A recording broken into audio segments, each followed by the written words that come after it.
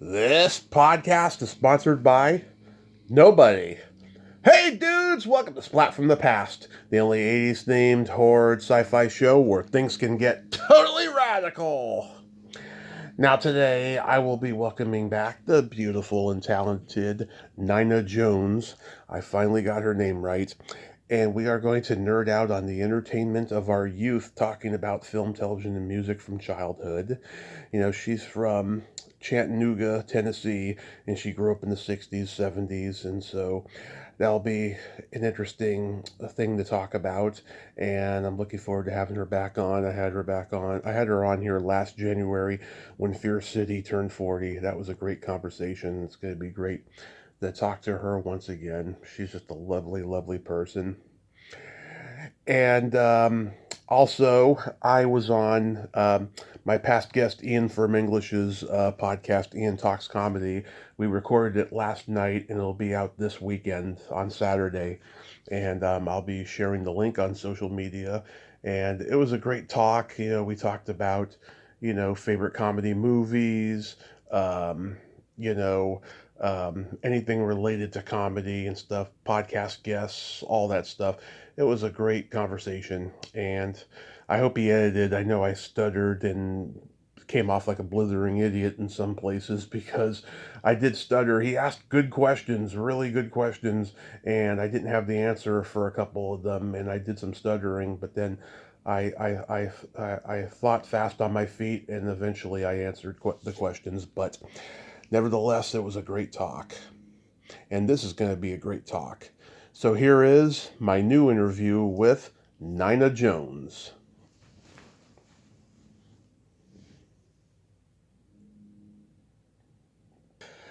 So going back in time, do you remember the first movie that impacted you as a child? Well, I was thinking about that as I was taking a shower. Well, of course, when I was growing up, we had cinema. I don't know if you know it. The big screens. There was like one in every town. Oh, yeah. And I grew up in Chattanooga. So Gone with the Wind, Sound of Music. But I was thinking of other movies that really impacted me, maybe more like 12 or 13. It's a Mad, Mad World. Mm-hmm. And then what was the movie with Peter Falk and Alan Arkin where they're in Cuba? The In-Laws. Oh, my God. Yeah. Oh, that was such a funny movie. Yeah. Serpentine. That was just, but, those, and then there's another one. And then what was maybe one of them when I saw it in big theater when I was a kid with Bob Hope and Bing Crosby. You remember when they teamed up for some of those road movies? Movies. Yeah. Road to Morocco, Road to Bali. Yeah. Yeah, all these roads. And then who was it? The Dean Martin movies. Dean Martin and Jerry Lewis. There you go. I remember those. What was it? The Waiter, where he was. The Waiter, Jerry Lewis. Oh, the Bellboy. But, huh? The Bellboy. That's the way. Yes. So that was kind of my childhood, and like it was a lot happier back then. Yeah. I just saw Gone with the Wind for the first time ever a couple weeks ago, and I had seen clips of it my whole life, but never actually watched the whole thing. And I'm glad I waited. Wow. I have a lot of appreciation for the movie that I don't think I would have had when I was younger. Right. Oh, and then of course Wizard of Oz. I think that goes for all of us. Oh yeah, I mean that's a movie that's. And how scary that witch was. I thought she was so scary. Yeah, and can you imagine just a movie like that has had impact on, God, almost 87 years worth of generations of people? It's amazing. Right. And yeah. Poor Margaret Hamilton. She was probably just the nicest person, and she played that witch and terrified people for the rest of her life, I guess. She was on Mr. Rogers in the 70s, and you could see what a nice person she was. Oh, of course. Well, she was just doing her job. She was just having fun. Playing, I think, a lot of times playing an evil character is so much fun, because it's just, you can just go to the extreme. I haven't done it in a movie, but I've done it in a play where, just a cutthroat lawyer, just going to throw everybody under the bus so I could get ahead. And, you know, it was just kind of fun to do that. Yeah. You would never do that in real life. You know what I mean? Absolutely. Well, I wouldn't. There are people that would, but I wouldn't. Yeah. So. Oh, yeah. Every profession has those kind of people. Yeah. I guess cutthroat. Is that a good choice? Cutthroat. Yeah. Cutthroat. But, yeah, and then any of those, but I loved those Bing Crosby and Bob Hope, and I loved the Jerry Lewis and Dean Martin. And there was another one, did you ever see It's a Mad Mad World? Oh, one of my favorites. I've interviewed Stanley Kramer's daughter a couple times. Oh my gosh. But there's another one, I can think of the song from a Sweetheart Tree, where they go and around the world in 100 days. I was saying, oh no, Around the World in 80 days. 80 days, not 100, 80. Yeah. Yeah, that was another one I liked. Mm-hmm. Because, you know, just seeing them going up in that air balloon, it was like, wow. David Niven, yeah. That's a classic. Oh, yeah.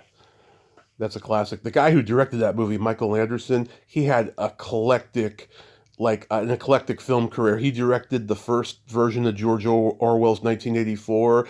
He did Orca, the Jaws ripoff with Richard Harris, and Right. God, so many different movies. He was amazing. Well, that's interesting to go from Orca to 1984.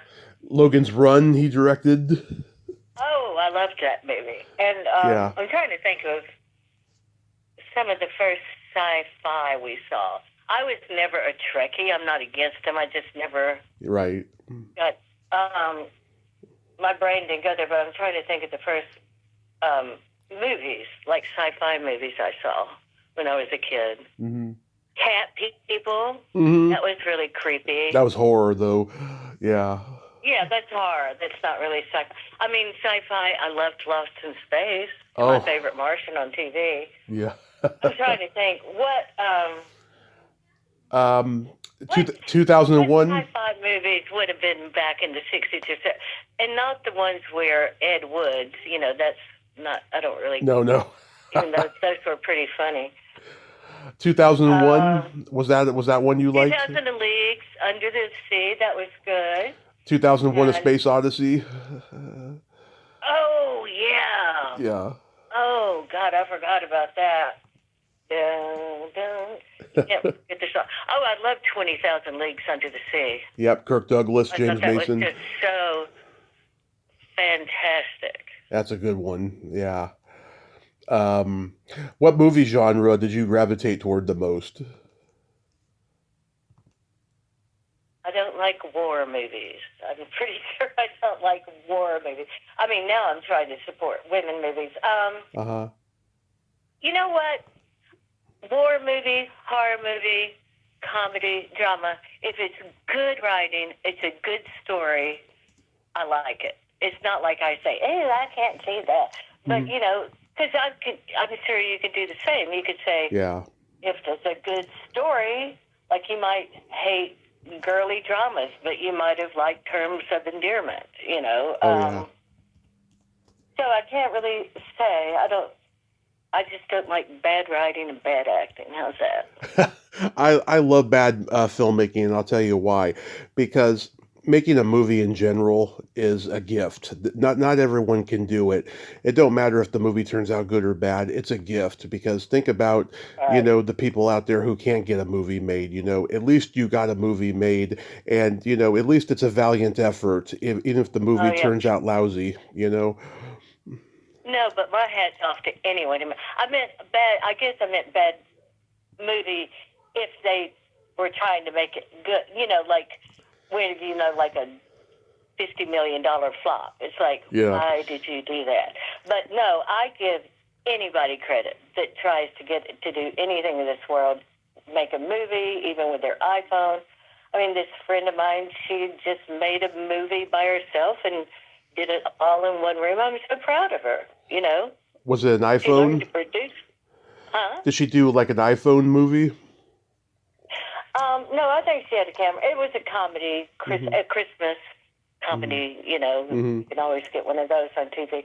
But she just learned and, you know, just tried. She didn't have a budget. But so anyway, I didn't mean like bad acting or bad filmmaking. Because, I mean, when you look at what Ed Woods did, it was like, oh my God, you know, it was so amateur, but it was, that's all they had to work with, I guess, at that time. Right. Growing up in the South, you had to have loved Westerns. I hated Westerns. Really? I don't like Westerns. No, the South is not the West. No, I've never liked Westerns. I can say that's one thing I've never gravitated to. Like my brother, I mean, he's just like, because he lives out in the country and doesn't have a TV, he's like up in the mountains. But the first thing he wants to do is watch a John Wayne movie. You know, it's like, let's turn on. I think that's a guy thing. I didn't really like Little House on the Prairie or... Yeah. No,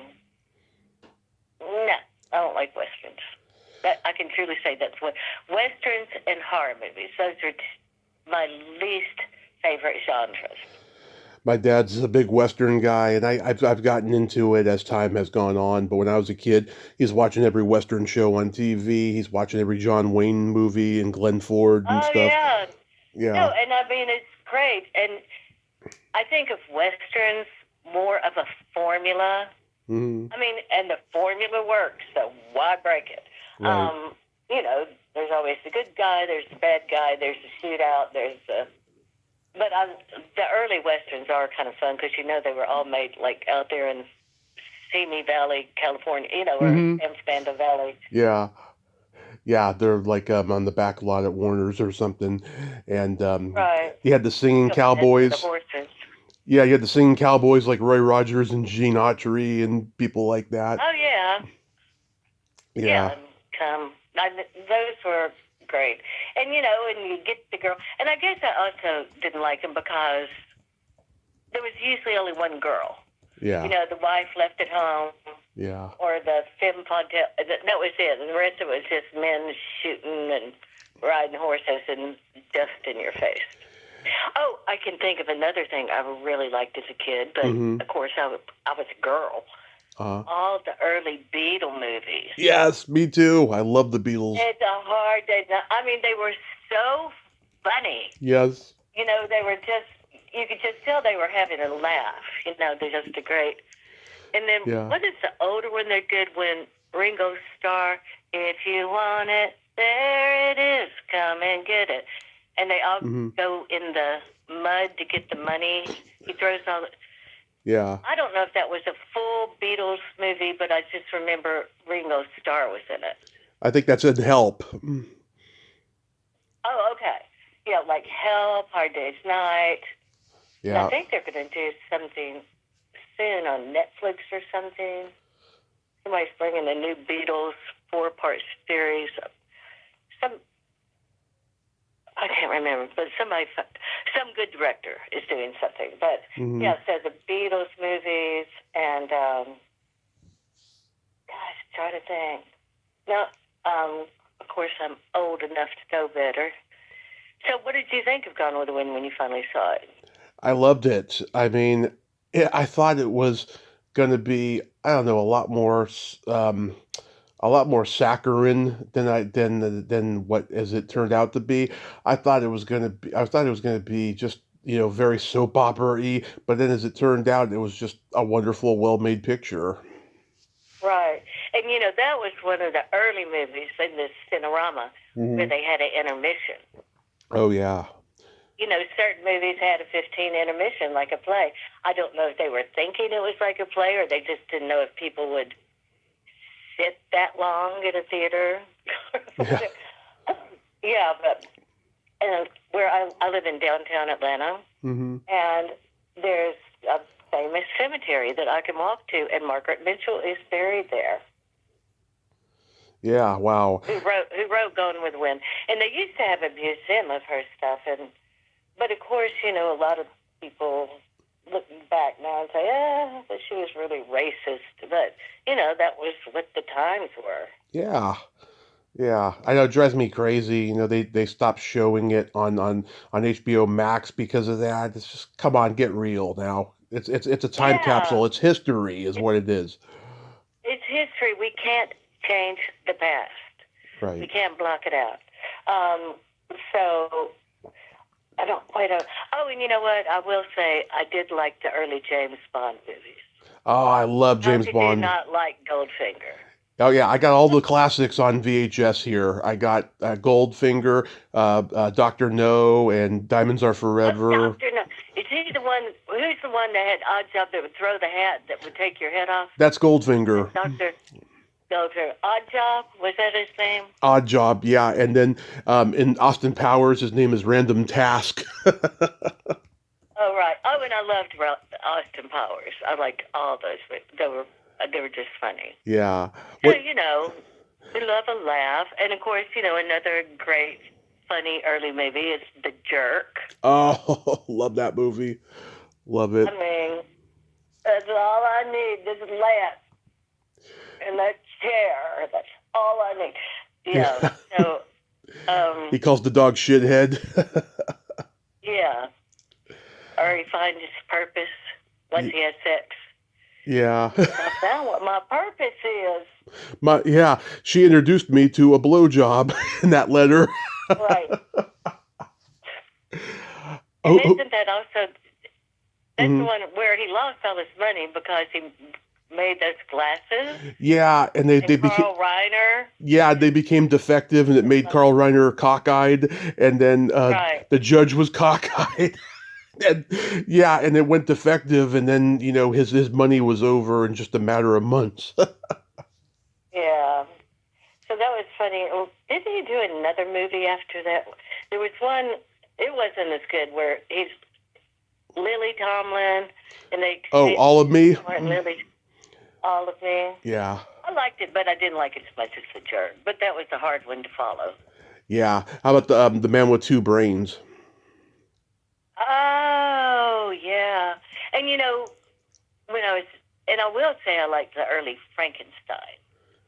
Oh, with Boris Karloff. Because, yeah. I think I just like that Bride of Frankenstein's hair. I was more fascinated with that hair. It's like, oh my gosh, that's so cool. It's like wet hair Um, sticky on, you know. and my friend that I went to school with in North Carolina, he was down in Atlanta this weekend, and he called me like at 11 o'clock. He said, you won't believe what's on in my hotel room. Cinema Paradiso. We saw it together when we lived in New York and just cried. Because that was like one of our big first foreign films, Yeah. that, the whole world was kind of introduced to, or the whole States. What was the first foreign film you ever saw? I think The Gods Must Be Crazy was the first one. Oh, yeah, that was, and you're right. I think Cinema Paradiso was for me. And then and who's the guy, oh, God, the Spanish women, On the Verge of a Nervous Breakdown. Did you ever see that? No. I may have the name wrong. I may be thinking of the play. Okay. It's like, it was one of the first things Penelope Cruz was in. Okay. I forgot to ask, Yeah. who is your favorite Bond? Well, I think, so tell me the order. Goldfinger was the first, right? Yeah, And then there was Dr. No. Sean Connery was the first Bond. Then I knew that. George But how Lazenby, many did he do? He did a few, right? he did, I think, 7 of them. And then George So, Lazenby did 1 because Connery said he was done, but then he was lured back for Diamonds Are Forever. Roger Moore, Timothy Dalton, Pierce Brosnan, and then Daniel Craig. Daniel Craig, yeah. I think, even though one of the Daniel Craig ones was pretty good, but I think I like the early. Sean Connery was our Bond. Mm-hmm. It's hard to be. I agree. Well, because when they got older and everything got more technical, you could do more, tricks and stunts and planes and stuff. Which is the Bond? And I think this is a Roger Moore one, where they're going to try to feed them to the alligators down in the Caribbean. Is that Live and Let Or, Die? No. and he was like and he was in New Orleans for a while. I think that's a Roger Moore. Oh, that's Roger Moore, Live and Let Die. Yeah. Yes, live. How can we forget the song? Paul McCartney. Yeah. So, all right. So there was Goldfinger, Dr. No. Name me some of the other Sean Connerys, and then I'll remember which one. Thunderball. Thunderball. That's the one where he's got the flying jetpack. Yes. Yeah. Let's see. There was You Only Live Twice. From Russia with Love. Yes, I think that's it. Well, because on the other side, we always had to look at the love interest. Like, Right. what girl? What were the biggest, like, Russia with Love? Who was, name some of the Bond girls. There was Ursula Andress. She was Dr. No, I remember that in that one. She was perfect. Let's see. I've talked to a couple of the Bond girls. I've talked to Gloria Hendry from Live and Let Die and Caroline Munro from The Spy Who Loved Me. Oh, she was so pretty. Isn't she a French woman or something? Yeah, she was in the Golden Voyage of Sinbad before that. Right. Well, let's just say all the Bond girls were pretty. They were all gorgeous. It wasn't like you're going to say, oh, there was an eyesore that just didn't make it. They're all gorgeous. Yeah. Yeah, I think I like Goldfinger the best. Yeah, that's my mom's favorite. It's just so new and just to be dipped in gold. Wow. Yeah. No. And of course the song's classic. Oh yeah. Who sang that song? Goldfinger. I gotta look that up. I forgot. Woman. Yeah, I forgot. Yeah, I mean, they had some great people singing those theme songs, but I found out Alice Cooper did a theme song for The Man with the Golden Gun, and it got rejected because he was so controversial. But I have it on his album from '74, Muscle of Love, and that version of The Man with the Golden Gun is so much better. It should have been in the movie, I think. Oh my gosh! How does it? Oh. Because I went to a concert and got to meet, when I was like 16 or 17, got backstage to meet Alice Cooper. Really? Oh, my God, tell me. I don't know how we got there, but, back in the day.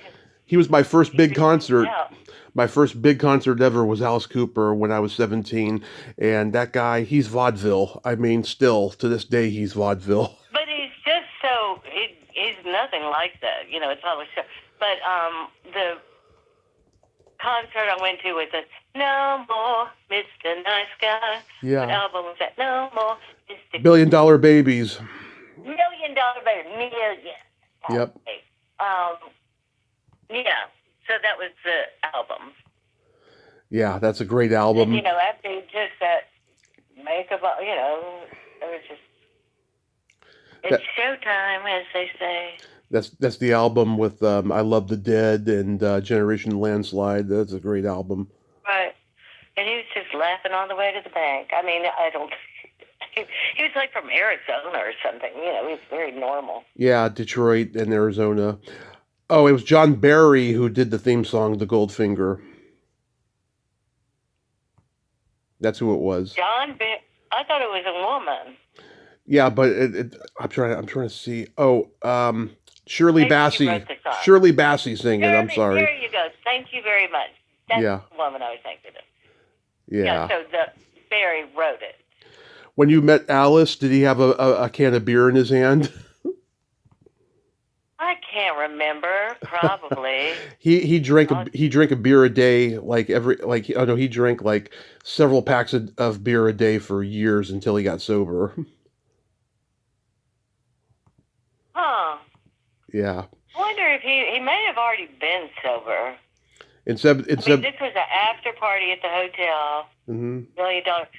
Yeah, because I don't remember a lot of crazy drinking or anything. Huh. Seems like somebody was even reading a Bible.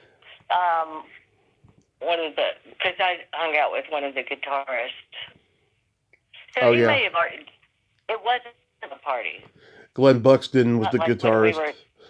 Huh? Glenn Buxton was the guitarist. He died. This guy was Michael Bruce. Oh, Michael Bruce. Yeah, Yeah. he was the other guy. Yeah, he's actually. When we were young, Mm-hmm. I was going to say, but we used to go to, because growing up in Chattanooga, we'd go to concerts in Knoxville or Nashville or Atlanta. You know, I got to see David Bowie, the Rolling Stones, and, you know, just never saw the Beatles. But anyway, we always tried to get backstage. We really wanted to get back to the Rolling Stones, but Mm-hmm. that one couldn't get there. Did you have any movie star crushes? Well, if you go back to like 6 years old, I guess it was Paul McCartney. Well, he's a rock star, but yeah, he was in a movie. He was in Yeah, the Beatles movies. I mean, I was never crazy. You know, I wasn't like head over heels like by Warren Beatty or Mm-hmm. Robert Redford. Oh, you know who I thought was really handsome and I loved, and this was another movie I loved, Terrence Stamp. Oh, Terrence Stamp. I was just talking about him the other day. He just died recently. But what is Yeah. the movie where he was Tess with Natasha Kinski? I believe he's in that. Yeah. And he did The Collector, in which he's frightening in that movie. He's so handsome, but so frightening in that movie. Yeah, no, see, that's what kind of more of my guy crush type, Mm-hmm. as opposed to, you know, the football player. Like, never had a crush on Burt Reynolds, that's for sure. I was just going to say Or, that. I was going to ask you if you had a crush on Burt Reynolds. well, there you go, no. The best thing he ever did, what was the movie Deliverance? recently about the porn star? Oh, Boogie Nights. Boogie Nights. He was perfect for that. Oh, I mean, yeah. he was perfectly cast for that. He's playing Gerard Damiano in that role. He was a big porn director in the 70s. Right. See, I figured they were all based on somebody. Probably even the little pedophile. You know, one of the Yeah. bosses was a pedophile. Oh, yeah. Went to jail for the little 5-year-olds or whatever. Oh, But you God. know, all those. I have lots of friends that were in those early Burt Reynolds movies that were filmed down here in Georgia. Yeah, like Deliverance, and there was Sharky's Machine, and a lot of great movies he did What's up the in one? But Smokey and the Bandit. Those were the ones that were filmed down here. Smokey and the Bandit. Yeah, they were filmed down there. Right. Now, I tell you, Deliverance was probably one of the scariest movies I ever saw. Yeah. Did you think did it not scare you or disturb you? I guess is a better. Disturb is more of a thing. Yeah, I mean, he said till the day he died that was the best movie he ever did, and the only good movie he was ever going to do, because I don't know, he was a bad judge of scripts, Bert, and he liked working with his friends more than making something really good, and Right. I just think it was a very good and very disturbing movie. And, quite frankly, he would have gotten an Oscar nomination for it if he hadn't done that, that naked picture. Which naked picture? Oh, you're right. The Playgirl photo or something. Right. Yeah. It was like a Playgirl Right. thing. Yeah. And I heard on NPR, like this was a few years ago, that Ned Beatty, he was on, Fresh Air with Terry Gross, Hmm. and he said that was probably the best movie he had ever been part of. Oh, yeah. Oh, yeah. They all bonded. They all knew that they were making something good. And Bert, up to that point, he had been a TV actor. He had done a lot of B movies where he was the star, and this is like really broke him through as a major mainstream star. Yeah, I never questioned his talent. I never, Yeah. I think he was very talented. And that's why his career lasted. So there you go. Right. Yeah. My big crushes were like Cary Grant, Natalie Wood, lots of 80s movie actresses that I've come to interview and be friends with. But it's funny, I don't look at them the same way as I used to. Now they're like my aunt, Right. Yeah. Oh, and I liked Clute. They shoot horses, Oh, don't they? Some of those early Jane Fonda movies, and of course Network, and I love Network. then of course Yeah, Love Network. Network. Network is a great movie, and it's very specific, and it predicts the future in a very scary way.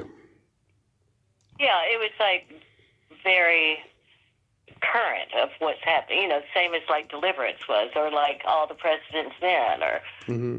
other current things. And then I will say another disturbing movie that I saw was Schindler's List. Oh I yes. mean, I kind of came out of the theater. I was like, oh my God. I mean, it was. I mean, that was more disturbing than Sophie's Choice to me. Yeah, way more.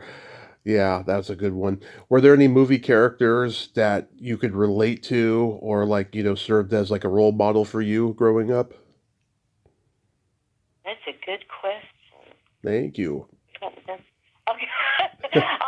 The only thing I could think of was Lily Tomlin. I love it. Oh, which one? Um, What movie? Which one? Right. And I thought Goldie Hawn was fabulous for Loved what she her. did. Loved her. I think. And of course, Jane Fonda. I thought she was good. And let me think. What other favorite actress? I mean, I also just go to TV, because we weren't Yeah. saturated with so many movies back then. Oh yeah. Because like I was like fascinated with Barbara Eden, Samantha, off Bewitched, and Yeah. Oh. I thought Barbara Stanwyck was kind of interesting, and Betty Davis. I mean, I thought they were just fascinating. Betty Davis. Mm-hmm. I loved Ava Gardner. Ava Gardner was gorgeous. Yeah. Yeah.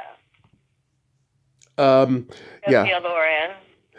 I could relate to Peter Sellers in being there because just like him, I have autistic spectrum, and like I could say the simplest things and influence people, just like his character does in that movie. And That was. Oh, that's another classic movie that I love being there. yeah, yeah, and I love those Now, out. did Stanley, who directed that? It's not Stanley Kubrick. No, Stanley Kubrick directed Doctor Strangelove with him. This was Hal Ashby. Oh, okay. Mm-hmm. And that was filmed in Asheville, North Carolina, in the real Vanderbilt Oh, mansion. oh yeah, Biltmore mansion. oh yeah. But it was like, I like to watch. I mean, everything, it was like all those double entendres of what he said. Yeah. And they just thought he was a genius. The Pink Panther movies. Oh my God, I love them. I love all the Pink Panther movies. Mm-hmm. Love them. And another comedy that was great was Dirty Rotten Scoundrels. That's Steve Martin and Michael With Caine. Steve Yeah, Martin and Michael Caine. yeah, that's a great That one. was pretty good. That's a great one. Did you go to the drive-in growing up? Yes, but they always, when we were in high school, going to drive-in really just meant hopping from car to car. Yeah. Because it wasn't like, there was like usually B movies Yeah. in the drive-in or something. It was more of a social event. Right. As opposed to really sitting there and watching the movie. I mean, to me, it was more hopping and going to get popcorn. I mean, not much about kissing and necking, Yeah. even though that's what they think. Oh, and there you go. Speaking of drive-in, American Graffiti. That was a great movie. That's one of my favorite movies of all time. It's one of those movies I can watch it anytime. I know every line, what's coming. I just adore that movie. Hey, there's another movie that I could watch a million times over and over. Oh, Trading Places. Oh, yes. Another favorite. It's one of my favorite movies of all time, actually. I mean, one of those that you could just watch it anytime and pick up exactly. And Beverly Hills Cop. Yep. I thought that was... Eddie Murphy did some fine work back in the day. Yeah. 48 Hours is a favorite. Oh, 48 Hours, yeah. And that's where they had the Pointer Sisters music. Right. Yeah, that one was great. All of those were great. So getting more into television, like what sitcoms did you watch? Well, like I said, Bewitched. Mm-hmm. I Dream of Jeannie. Yeah. Really early, Oh gosh, Did you I can't watch think of the name. The did you, one, Danny Thomas, Home. the Danny Thomas Show, Make The Room for Daddy? and then of course, My Three Sons. My Three Sons. Yep. I loved Lost in Space. How about Green And Acres? about what? Green Acres. Green Access is the place. Dun, dun, dun, dun, dun. Oh, and also Petticoat Junction. Oh yeah, Petticoat Junction. I didn't see that show till later. That show wasn't on when I was a kid. I saw it much later, but I watched like the Addams Family and the Munsters. Oh, I loved the Addams Family. And of course, the Andy Griffith Show. Andy Griffith, of course. I love Don Knotts. God, he was brilliant. Oh, yeah, with that one bullet. Yeah. And then, yeah, so I love that.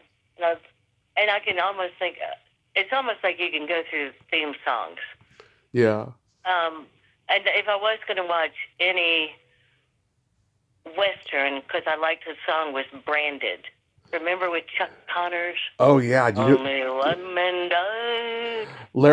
Larry Cohen, the horror filmmaker, created that show, and he got fired from it because he told Chuck Connors what that show was about. Like halfway through the season, it was about the communist blacklist, and Chuck Connors was a conservative, and that offended him. So he fired the creator of the show.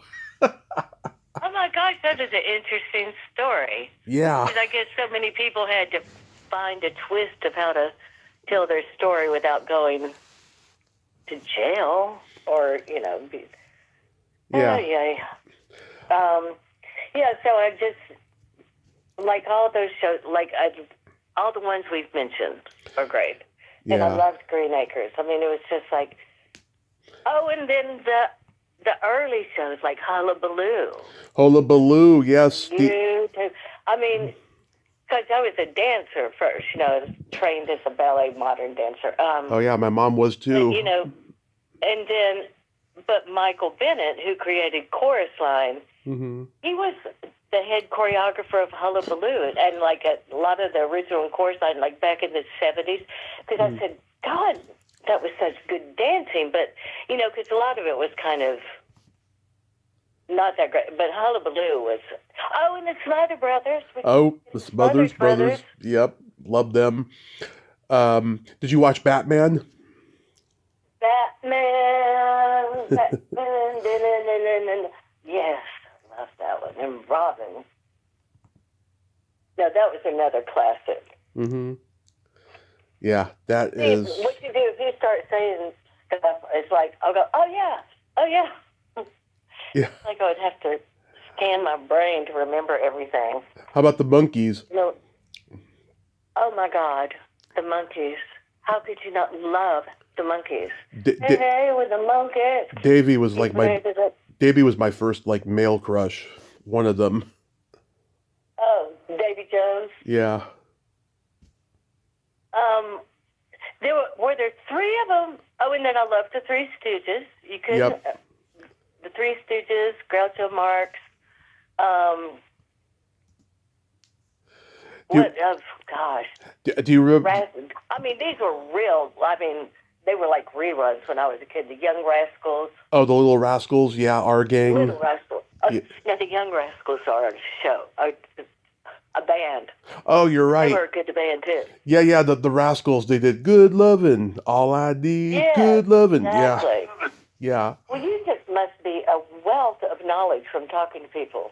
Well, that and plus just growing up, my dad was a musician in his early years. My mom was a dancer, and we've always had like showbiz ties in my family and stuff, and I've always collected information, always. Right. But anyway, so what else are you up to? You're in San Francisco, outside of San Francisco? Modesto. Oh, okay. Because I used to live in L.A. I will say that I did go see in the current movie theaters. I went to, because I'm trying to support movie theaters. Of course. You can always. Stream it, but you just want to go, and there's nothing like seeing it on the big screen. Do you agree with me, Dan? Oh yes, One battle after another I thought was pretty classic. I am Have you seen it so yet? I'm so worried about the Netflix and Warner Brothers deal because it seems like they're trying to abolish movie theaters, and I hope they don't fucking do that. Oh, I know. It's horrible. And they keep saying, oh, no, we won't. But they, what they say and what they do are two different things. Of course.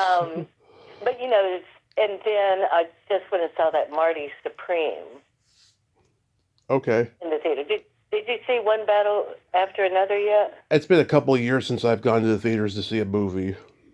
Oh, okay. Well, then you need to get out and go see. Because there's certain movies that are just better on a big screen. Of course. Yeah. But there's this guy in Atlanta, and this is just a great story that you'll appreciate. Mm-hmm. There was, a couple of art house theaters in any town, and they're not like crazy, but, we'll show the one movie that nobody else will show, and then it's gone in a week. So they were going to tear it down. Someone says, hey, let's go build a parking lot. Yeah. And he bought it. He bought it and kept it open out of his own pocket so that they could still be, he bought 2 of them. And so now we still have our art house movie theaters. And I mean, they still run regular things too, but, there's just those couple things that you would never see in a big AMC theater. Right. Just good, and also foreign films. They'll bring in some foreign films. Right. Did you watch? If you like music, I just saw the documentary, and this was at one of these independent theaters. John Prine. If you get a chance to watch it. Yeah, I'd like to see that. Benefit. I'd like to see that. I like his stuff. Well, I kind of knew it, but I didn't know how much. But they, and I didn't know he died of COVID. And but they had this concert in Nashville, and I mean, you just go, oh gosh, he just hit one hit after another. Yeah. I'm sure that will stream at some point. I'm sure it will. Theaters. Do you remember the first album you ever bought with your own money or was given to you? Oh, it'd have to be those Beatles. Meet the Beatles. Oh, that album is great. Okay, the first album that they did before that, right? It's good, but it's not very consistent. I think with the Meet the Beatles, I think that was their first like real consistent album, of the two. And I love Roll Over Beethoven and All My Lovin'. Yeah. Yeah. And then also back in the day, you would hear because we had the console stereo. Everyone, you had that console stereo where you'd play your albums. Alan Sherman. Oh, yes. For the comedy. And then, when you would start getting the album of a musical, like Camelot or whatever. Yeah.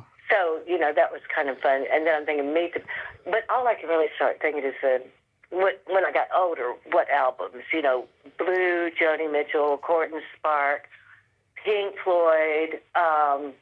What is the big Pink Floyd with the Dark Side of the Moon? Dark Side of the Moon, yeah. And I loved Uriah Heep and The Who. Oh my God, you're a Uriah Heep fan? I am too. I thought they were so great. Yeah. They were the first ones, as far as hard rock goes, they were the first ones to like do the, Dungeons and Dragons and wizardry lyrics, before Iron Maiden and Ronnie James Dio did. Right. And then also Jethro Tull. Oh, I love Jethro Tull. Yeah. And of course the early David Bowie. Oh, I love Bowie. I love the first maybe 15 years of his career. After that, not really. Right. But he did that one song Under Pressure that was kind of late. Do do do do do do do do do do do. Right. Yeah. But when I saw him in concert, where we, like I said, we'd venture out to our little towns, it was the Ziggy Stardust tour, which was just like, oh my God, look at that costume. And I was never crazy about Elton John. I mean, some of them, but it wasn't like I was obsessed with him. I mean, though I liked Yellow Brick Road, and I loved the early Stevie Wonder. Oh, love Stevie. Their albums are like what was Around the World? What was that first Stevie Wonder album? Oh yeah, I know what you're talking about. Because he did And then, Intervisions that had Superstition on it. oh yeah, that one. And I'm trying to think. I know I had a lot. I mean, weird. Like I liked the James Gang. Oh, Early Fleetwood Mac. early Fleetwood Mac, yeah, when they had Peter Green doing the blues. What was the first album they did? It was like the Winter. Oh, Mr. Wonderful. Mm-hmm. That was the first Fleetwood Mac album. I think that was when they did Black Magic Woman before Santana did it. But then this first album I got to know is Bare Trees. Oh, we had that album on vinyl when I was a kid. My parents had that album. And let me think, other. That was Bob Welch, by the way, who did Bare Trees. Yes. And I don't know. I'm trying to go through my brain. Mm-hmm. Like albums I've loved. It ain't coming to me. But I mean, the only female I can think of. Well, and getting older, I loved Bonnie Raitt. Mm-hmm. She was pretty darn good. She's great, yeah. Do you remember Mountain? They did Mississippi Queen. Yes. Love them. I do remember. I loved them. They were good. And of course, we have to love the Allman Brothers. Oh yeah, the Live at the Fillmore album, one of the greatest live albums ever. So like that, because that was what did they call that? Southern rock. Southern rock, country rock, yeah. Yeah, boogie rock. ZZ Top was boogie rock. Loved Joan Baez. Oh yeah, Joan Baez is good. And then the early Bob Dylan. I'm trying to think. I wasn't really into. What I almost need to do is look at everybody who played in Woodstock, because that's kind of the music I grew up on. Yeah, The Who. The Who. And Joe Cocker. Creed's Clearwater Revival. Yes, all those groups. I might have had that album. Yeah. So who was your first concert? They had a thing in the South where they would have it was usually sponsored by some radio show, and they would have 4 or 5 bands that would perform, I guess a circuit. So it was down at downtown Chattanooga, and there was These Eyes Are Crying. The Guess Who. Guess Who. Yeah. Guess Who, and then there was and it might have been the Young Rascals, and then Paul Revere. Paul Revere and the Raiders. Yeah. Remember that? I talked to one of the guitarists last year from that band. Wow. Yeah. So there was all these bands, and then they would have one that was a lot of black bands, like Smokey and the Robinsons, and Smokey Robinson, the Miracles. You just got to see all these things. I don't know. I don't know how I went. I guess with my older brothers and sisters took. Because I don't think my parents went with me, and I probably was. And back then, 15. Back then, concert tickets were anywhere between $20 and $50. Oh, or less. Yeah. Yeah, everybody could afford a concert back then. Even though they were making $2.50 an hour or whatever, they could still afford it. Right. And of course I saw James Brown. Yep. I love James Brown. Young. And I'm trying to think. I don't think it was Gladys Knight. It was someone before her. Mm. But anyway, that was... And then, of course, when I got to high school, I told you to be a groupie, I guess. And that's when I was all David Bowie, Jeff Rotel, The Stones, Alice Cooper. You tried to be a groupie? I don't think I was a very good group. But, we were like 16 or 17, and we would drive these concerts and, say, oh, we love to get backstage. We never got, except for that one time at Alice Cooper. So, I wasn't a diehard. But, I mean, we would drive to their concerts, but it'd be girls and guys, not just girls. No, I don't think being a groupie roadie was what I dreamt to be in my life at that point. But I did love good music. It sure sounds like it. Do you remember your first makeout song? Oh. Sha la la la la la la la la means I love you. Who was that? Sha la la, I love you. Oh. It might have been Smokey Robinson. Dun, dun, dun, dun. No, the Imperials. The Imperials, yeah. Yeah. And then, of course, Under the Boardwalk by the Drifters. Oh, great song. Was another great song. So any of those kind of, the Imperials. But little somebody in the Imperials. They're like Christian. There's my makeout song, and I can remember. They're like Christian music, though. Huh? They're like Christian music, the Imperials. Oh, okay. Christmas music. So, and I never really liked country music growing up, and I didn't really like those country shows that were, because in the South, that early Porter Wagner and Dolly Parton TV show was on, or a musical, or Hee Haw, or all those. I never liked that. I don't know if it was because I was from the South and I didn't want people to think I only wore overalls. Yeah. We don't only wear Anthony and the Imperials, but his name was something Anthony. I'm trying to look it up for you. Oh, Little Anthony, right? Little Anthony and the Imperials. That's it. Right. Oh, okay. That was his stuff. He sings La La La La La, I love you. Yeah. La La La La La La. I know that song. But that's the song I was thinking of. Yeah. and then, early Van Morrison, let us not forget. Van Morrison's great, yeah.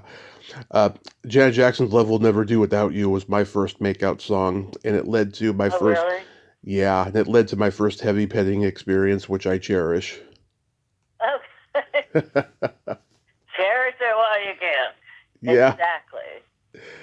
Did you have... But, that is the first time you kiss someone, and you remember... And we used to... I'll never forget getting my junior high school boyfriend pub cologne for Christmas.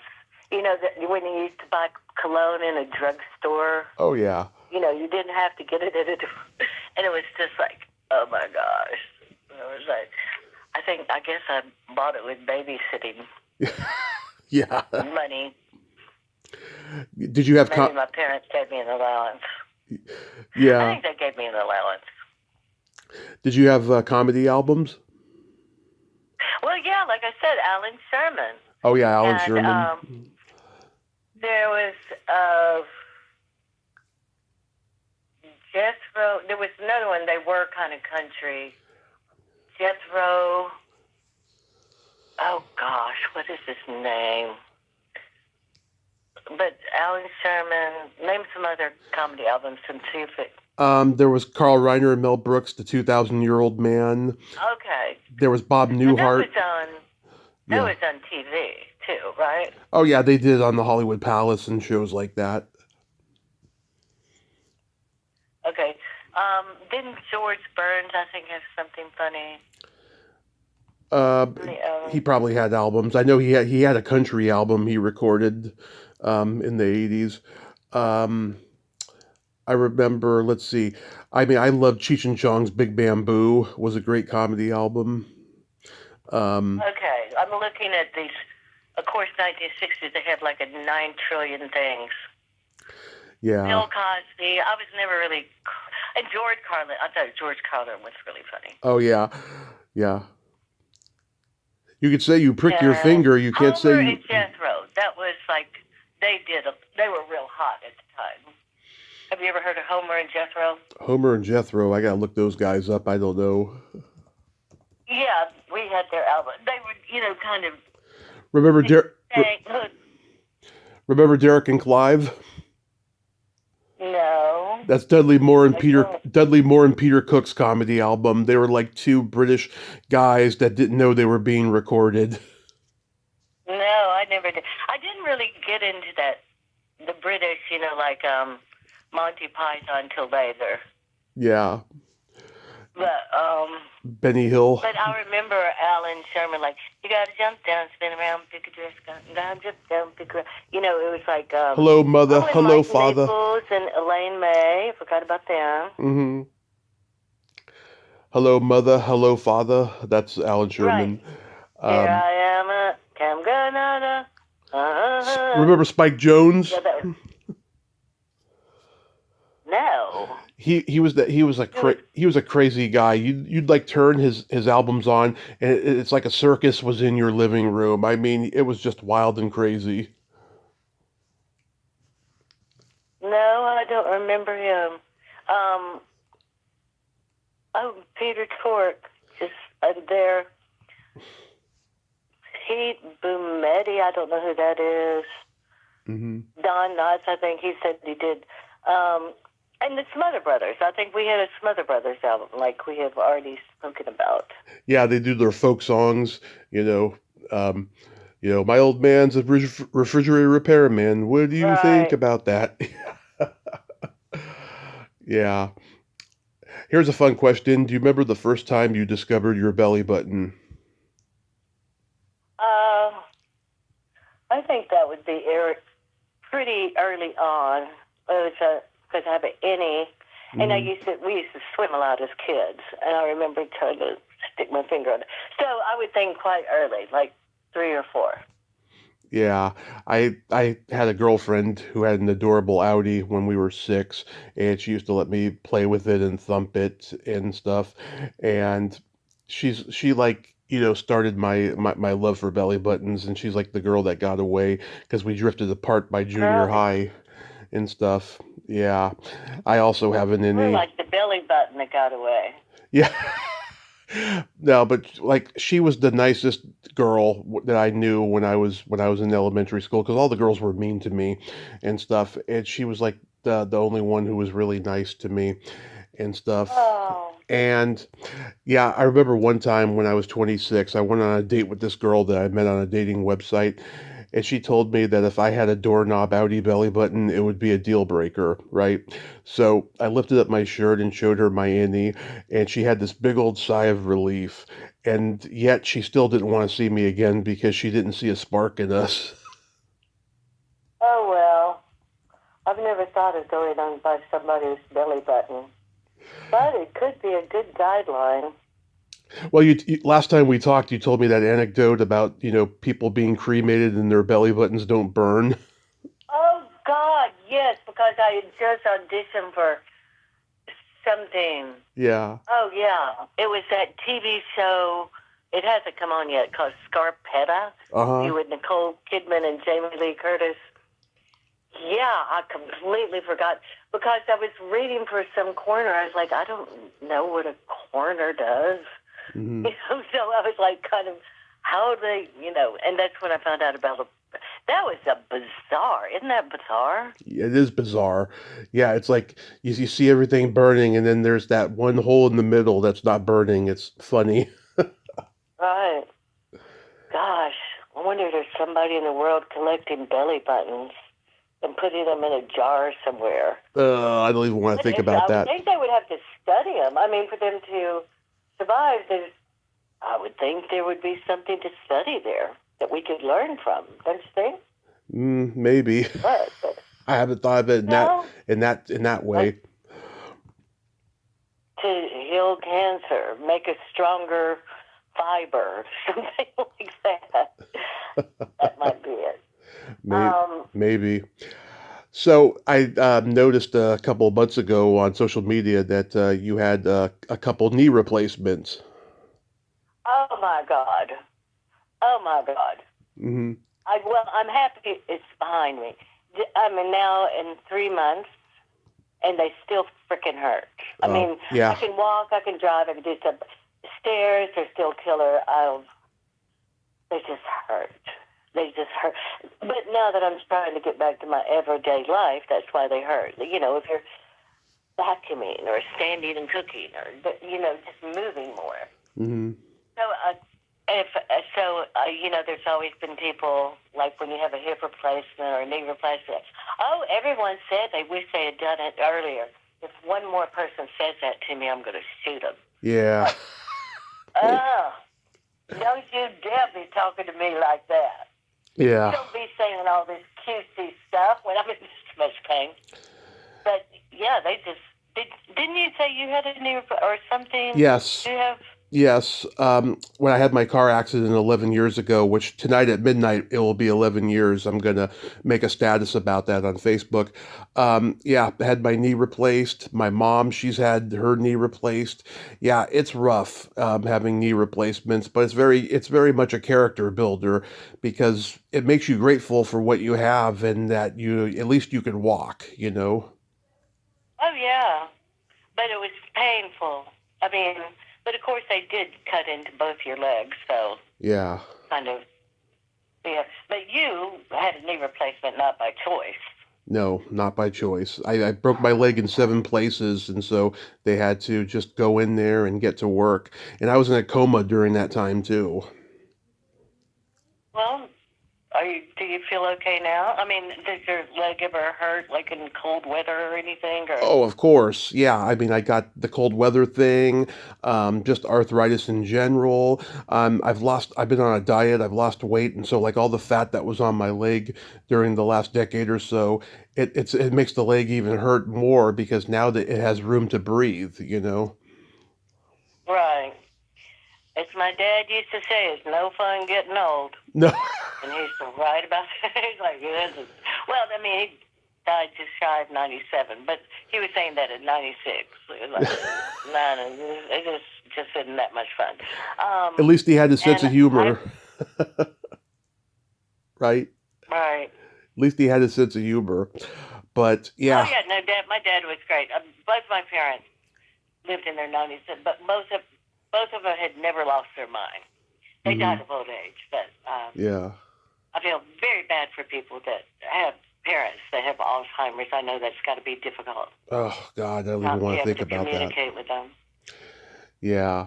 A couple of months after we talked last, I had Ray Don Chong on the podcast, and we talked a little bit Oh of yeah, she was in Fear City. Yeah, we talked. We Oh talked. my God! No, you've got to go see one battle after another. You're going to have to just suck I it up will. and go to the movie theater because it's going to win the. Hmm. Oh no, not that one. I mean that was good, but Marty Supreme Okay. had Abel Ferrara in it as an actor. Oh, okay. Oh my God! I mean, whoever cast this Marty Supreme, I don't know the director, but it was like all 1960s in New York, and also the main character is what's his name off Shark Tank. But I mean, if you Oh just yeah. want to observe a movie that has great casting, it's not like you have to see a movie star casting. Right. And Abel Ferrara is like this mafia guy, and he's perfect, you know Yeah. and he's looking for his dog. But it was just, I'm glad he's still around and going for it. So what Yeah. did Ray Doe and Sean, did you have much, does he still act? She does here and there, but she's mostly doing life coaching stuff, you know. But yeah, we did talk a little bit about Fear City. She said she had fun making it, you know, and she didn't mind being nude in it, you know. Right. Not all of us, but I had pasties on. Right. Melanie Griffith and Ray Doe, they were the ones that were completely nude, I think. Or, well, you had Hmm. on your panties. You were topless, which is what a bar would be like back then. Topless bar. That's why they called it that. Yeah. I'm gonna reach out to what's her name who was in the movie too, Maria Conchita Alonso. Yes. Yeah, I'm gonna reach out to her. I wonder if she's still in America. I mean, I think because when she, we were so young and I barely talked to them, but I think she was like a big star in Mexico or something. Yeah, I want to say she was a singer.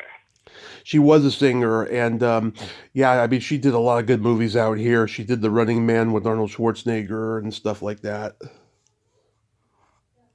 Yeah. I don't know. So do you have I'm just looking for our next job. That's all I got to say. Yeah, so do you have anything upcoming like that Scar thing that you mentioned that's not out yet? Star The thing. the Scaretta thing, we're talking about the No. cremation. I read for it. I did not Oh, get the part. got it. Got it. Oh, audition for it. But that's where I found out about the Bellybuttons. Scarpetta. Got It's it. kind of, it's going to be on Netflix. I'd never heard of it, but it's a woman mystery writer, Mhm. and these are all based on her books. Mhm. Like whatever murder she wrote, that kind of Yeah. She's like author. Jessica Fletcher. No, I just been doing plays, but I'm hoping 2026 things start shaping back up again. They say they are. Did Well, in Atlanta, because all the Marvel movies were done here and all this Yeah. overbuilding, and then everyone left. They've all gone to Europe because it's cheaper to film. But now I think they're kind of like, we got to make our money back some way. We got to get filming back in Georgia. So, If I see you in a Marvel movie, I'd be so happy, I'll tell you. oh, me too. I'd be real happy. But, usually they don't, they're all cast with movie stars, Yeah. and they just shoot them here because, probably the only people that really get hired from here are stunt people, maybe. Yeah. Well, Getting blown up in the back. I'm sure they do local hires too, cast somebody as like a hooker with a heart of gold or something. Right. Sometimes, yeah. You never know. You never know. But anyway, there you have it. But thanks for thinking of me. It was fun talking to you. Absolutely, Nina. You love your energy and you're always fun to talk with. And And I will definitely let you know if I have anything coming up. I would love that. I would love that. And I'm so glad that your recovery with your knees has Yeah, got off to a good start. It'll only get better. I promise you, it'll I get know. better. That's what the doctor. I mean, I got the follow up and the X-rays, and the implant. I was like, maybe something's loose. Maybe that's why it hurts. But no, it's fine. It's just And also, I love when friends tell you, remember, we don't heal as quickly as we used to when we were 16. I'm like, don't remind me. But it's true. You have to work at it harder. I feel like, I have to work at it more. Right. But that's okay. I'm going to be good. I love your energy too, Tommy, and I think it's great that you just get out here and keep us alive. Keep the spirit of everything alive and light and happy. Oh, I try. I try. You have Well, yourself. that's all we can do. That's the least we can do for this world, right? That's all we can do. That's all we can do, and just have a little bit of empathy and compassion for others. And Exactly. I tried to put that out there. But you have yourself a great night over there and be Okay. safe. All right. Good talking to you, Tommy. Have a good evening. Have a good evening. Well, there you have it. Nina Jones, ain't she a sweetheart? I just freaking love her. I love her energy. She's so fun. And I just love talking to her. She's just so fun and funny. And she's very smart too. God, she remembered a lot of things from her childhood, with the film, television, and music. I enjoyed that nerd out. That was just a blast. And I hope she's going to be in something soon. And her knees will be fully recovered pretty soon. Knee replacements are no fun, but she will get through it. She's a warrior. Well, Until next time, this is Tommy Throwback Kovac saying there's no shame in living in the past because the present sucks. Later, dudes.